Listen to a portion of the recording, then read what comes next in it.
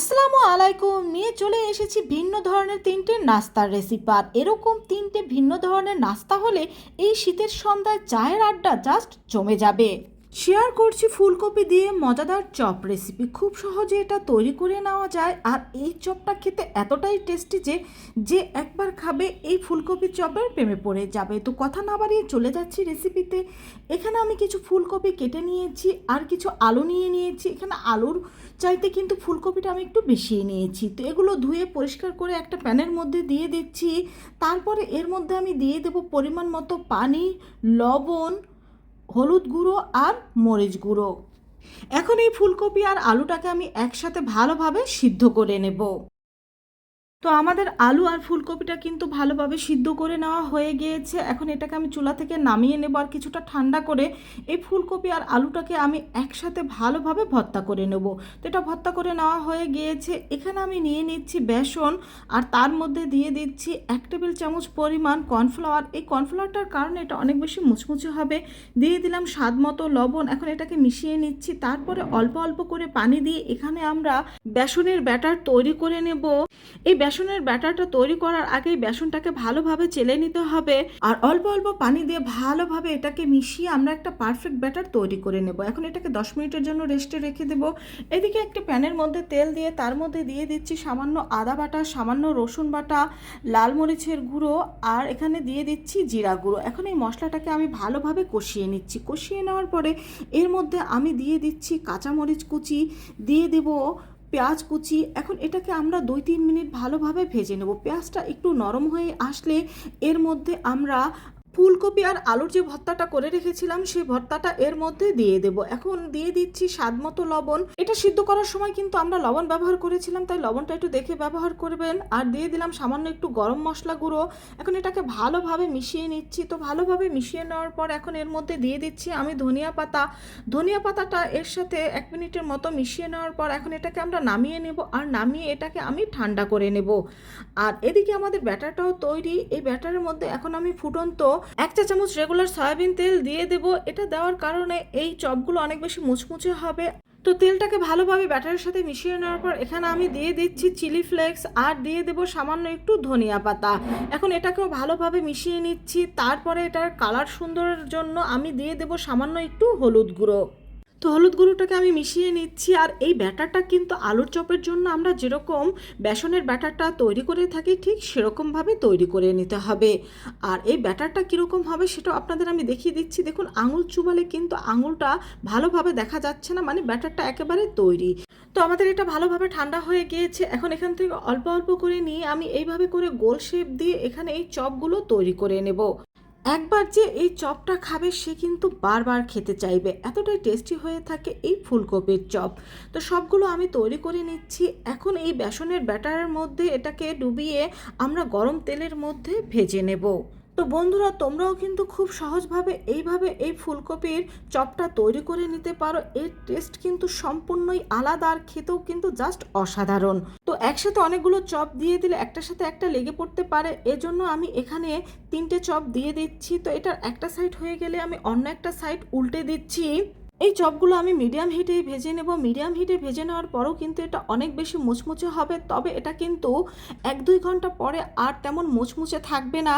তো এরই মধ্যে আমাদের চপটা কিন্তু ভেজে নেওয়া হয়ে গিয়েছে। এখন এটাকে আমি তুলে নিচ্ছি। তো নিশ্চয়ই দেখতে পেলে কত সহজভাবে এই ফুলকপির চপটা তৈরি করে নেওয়া যায়। আর এটা খেতেও কিন্তু অনেক বেশি ভালো হয়ে থাকে। তো তোমরাও বাসায় কিন্তু একবার হলে এইভাবে ট্রাই করে দেখবে, দেখবে তোমাদের কাছেও এই চপটা খুবই ভালো লাগবে। শেয়ার করছি বাঁধাকপি দিয়ে মজাদার একটা নাস্তার রেসিপি। যারা বাঁধাকপি অপছন্দ করো তারাও কিন্তু মজা করে এই নাস্তাটি খেয়ে নেবে। আর আমার মনে হয় অনেকেই নাস্তাটি এখনও ট্রাই করেননি। তো চলে যাচ্ছি রেসিপিতে। এখানে আমি একটা বাঁধাকপি নিয়ে নিয়েছি, তবে বাঁধাকপিটা আমি সম্পূর্ণ নেব না, এই বাঁধাকপিটার অর্ধেক আমি নিয়ে নেব। তো এটাকে আমি সুন্দরভাবে ছোট করে কেটে নিয়েছি। এখন এর মধ্যে আমি লবণ দিয়ে এটাকে ভালোভাবে মিশিয়ে নেব। আর এটাকে লবণ দিয়ে মিশিয়ে 20 মিনিটের মতো রেখে দেব। এই 20 মিনিট রেখে দেওয়ার কারণে কিন্তু এর থেকে প্রচুর পরিমাণের পানি বের হবে। যেটাকে এখন 20 মিনিট রেখে দিচ্ছি। তো 20 মিনিট পরে ফিরে আসলাম। দেখতেই পাচ্ছেন বাঁধাকপিগুলো কীরকম নরম হয়ে গিয়েছে। এখন এর ভেতর থেকে চেপে চেপে ভালোভাবে আমরা পানিটা বের করে নেব। তো সম্পূর্ণ বাঁধাকপি থেকে আমি পানি বের করে নিয়েছি, আর দেখতেই পাচ্ছেন কত পরিমাণের পানি এখানে বের হয়েছে। আর এখানে আমি নিয়ে নিচ্ছি একটা আলু সিদ্ধ। আলু সিদ্ধটাকে আমি ভর্তা করে নিয়েছি। এখন একটা প্যানের মধ্যে তেল দিয়ে তার মধ্যে দিয়ে দিচ্ছি হলুদ গুঁড়ো, মরিচ গুঁড়ো, রসুন বাটা, আদা বাটা, জিরা গুঁড়ো। এখন এই মশলাটাকে আমি ভালোভাবে কষিয়ে নেব। তো মশলাটাকে কিছুক্ষণ ভালোভাবে কষিয়ে নেওয়ার পর এখন এর মধ্যে আমি দিয়ে দেব পেঁয়াজ কুচি, দিয়ে দেব কাঁচামরিচ কুচি। এখন এগুলোকে আমি কিছুক্ষণ ভেজে নেব, তবে এগুলোকে আমি অতিরিক্ত ভেজে নেব না, হালকা একটু ভেজে নেব। তারপরে এর মধ্যে আমি দিয়ে দেব সে পানি ঝরানো বাঁধাকপিটা। এই বাঁধাকপিটাকে মিনিমাম 5 থেকে 6 মিনিট আমি মিডিয়াম টু লো হিটে রেখে চুলার হিট ভালোভাবে ভেজে নেব। তো ভেজে নেওয়ার পর এখন এর মধ্যে আমি দিয়ে দিচ্ছি সে সিদ্ধ করা আলু আর সামান্য একটু লবণ। এখানে লবণটা বুঝে ব্যবহার করবেন, কারণ বাঁধাকপিতে কিন্তু আগে আমরা লবণটা ব্যবহার করেছিলাম। তো এখন আলুটাকে বাঁধাকপির সাথে কিন্তু আমি ভালোভাবে মিশিয়ে নিচ্ছি। তো ভালোভাবে এগুলো ভেজে নেওয়ার পর এখানে আমি একটা ডিম দিয়ে দিচ্ছি। এখন এই ডিমটাকে আমি হালকা করে ভেজে নেব, এটা কিন্তু অতিরিক্ত ভেজে নেওয়া যাবে না। তো ডিমটাকে আমি হালকা করে ভেজে নিয়েছি। এখন এই বাঁধাকপি আর আলুটাকে ডিমের সাথে ভালোভাবে আমি মিশিয়ে দেব। তো সব কিছু আমাদের কিন্তু তৈরি। এখন শেষ পর্যায়ে আমি দিয়ে দিচ্ছি ধনিয়া পাতা। এই ধনিয়া পাতাটাকে আমি 1 মিনিটের মতো এর সাথে মিশিয়ে নেব। এখন এটাকে আমি চুলা থেকে নামিয়ে নেব, আর চুলা থেকে নামিয়ে এটাকে আমি কিছুটা ঠান্ডা করে নেব। তো এটা ঠান্ডা করে নেওয়া হয়ে গিয়েছে। এখন এখান থেকে অল্প অল্প করে পুর নিয়ে হাতের সাহায্যে এইভাবে করে আমি গোল গোল বল শেপের নাস্তাগুলো তৈরি করে নেব। আপনারা চাইলে কিন্তু আপনাদের যে কোনো ইচ্ছে মতো শেপ দিয়ে নাস্তাগুলো তৈরি করে নিতে পারেন। তো সবগুলো নাস্তা আমি তৈরি করে নিয়েছি। আর অন্যদিকে আমি এখানে 2 টেবিল চামচ পরিমাণ ময়দা নিয়ে নিচ্ছি, দিয়ে দিচ্ছি 1 চিমটির মতো লবণ। এখন অল্প অল্প করে পানি দিয়ে এখানে আমি একটা ব্যাটার তৈরি করে নেব।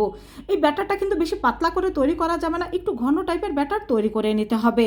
এখানে ময়দার পরিবর্তে আটাও ব্যবহার করতে পারবেন। তো ব্যাটারটা আমাদের তৈরি। আর এখানে আমি নিয়ে নিচ্ছি কিছু ব্রেড ক্রাম্বস। এখন এই বলগুলোকে আমি ভালোভাবে কোট করে নেব। তো প্রথমে ব্যাটারের মধ্যে বলগুলোকে দিয়ে তারপরে আমি এটাকে ব্রেড ক্রাম্বসের মধ্যে দিয়ে এইভাবে করে কোট করে নিচ্ছি। তো সবগুলো নাস্তা কিন্তু এরই মধ্যে আমি কোট করে নিয়েছি, দেখতেই পাচ্ছেন। এখন এই নাস্তাগুলোকে আমি ভেজে নেব, আর এই নাস্তাগুলো কিন্তু চুলার হিট মিডিয়ামে রেখেই আমি ভেজে নেব। তো একটা একটা করে এখানে আমি নাস্তাগুলো দিয়ে দিচ্ছি। তো বন্ধুরা, দেখতেই পেলে কত সহজভাবে এই নাস্তাগুলো তৈরি করে নেওয়া যায়। যারা বাঁধাকপিটা একদম পছন্দ করে না তাদেরও যদি তুমি এইভাবে করে এই নাস্তাটি তৈরি করে দাও, দেখবে সে খুবই আগ্রহ সহকারে খেয়ে নেবে আর বারবার এই বাঁধাকপির নাস্তাটা খেতে চাইবে। তো এরই মধ্যে আমার কিন্তু এই নাস্তাগুলো ভেজে নেওয়া হয়ে গিয়েছে, এগুলোকে আমি তুলে নিয়েছি। আর সব নাস্তাগুলোই কিন্তু আমি ভেজে নিয়েছি। আর নাস্তাগুলো দেখতে এতটা লোভনীয়, খাওয়ার আগে দেখেই সবার মন ভরে যাবে। তো আশা করছি আমার এই ভিন্ন ধরনের বাঁধাকপির নাস্তাটি তোমাদের খুব ভালো লেগেছে। ভালো লাগলে বাসায় অবশ্যই একবার ট্রাই করে দেখবে, দেখবে তোমাদেরও খুব ভালো লাগবে। শেয়ার করছি সামান্য একটু চিকেন আর আলু দিয়ে মজাদার একটা নাস্তার রেসিপি। আর চিকেন আলু বাচ্চাদের পাশাপাশি বড়রাও কিন্তু অনেক পছন্দ করে থাকে। আর এরকম নাস্তা হলে দেখবেন বাসার সবাই খুবই পছন্দ করবে।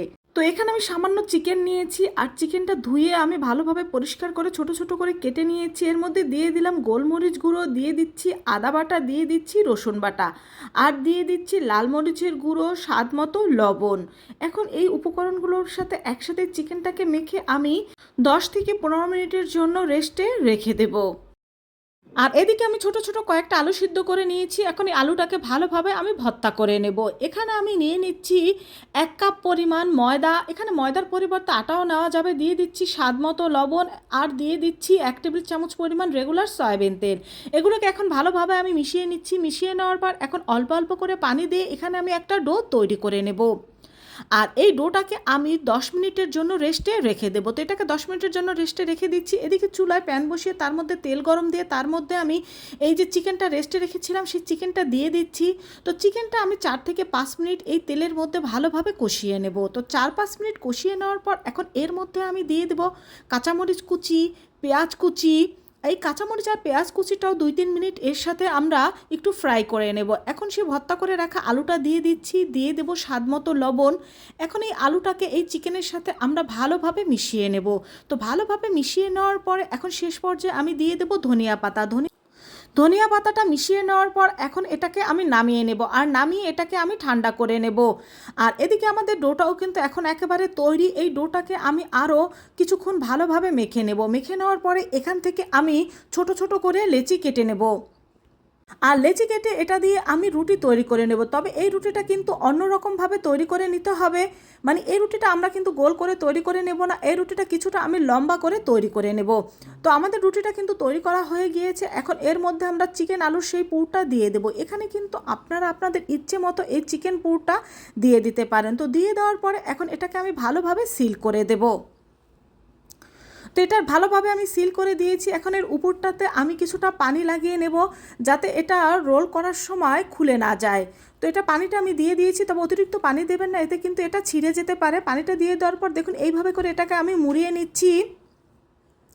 আর এটার যে শেষের অংশটুকু রয়েছে এর সাথে সামান্য একটু পানি লাগিয়ে নেব, যাতে এর শেষের অংশটা খুলে না যায়।